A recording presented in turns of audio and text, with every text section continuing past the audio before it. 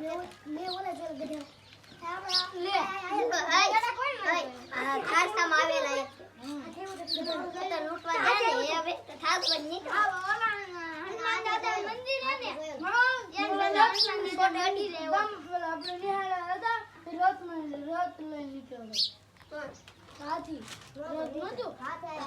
મોટું રથ આવેલું એલા બા આપણે ગામમાં આવેલો છે આપણા ગામમાં શહેરમાં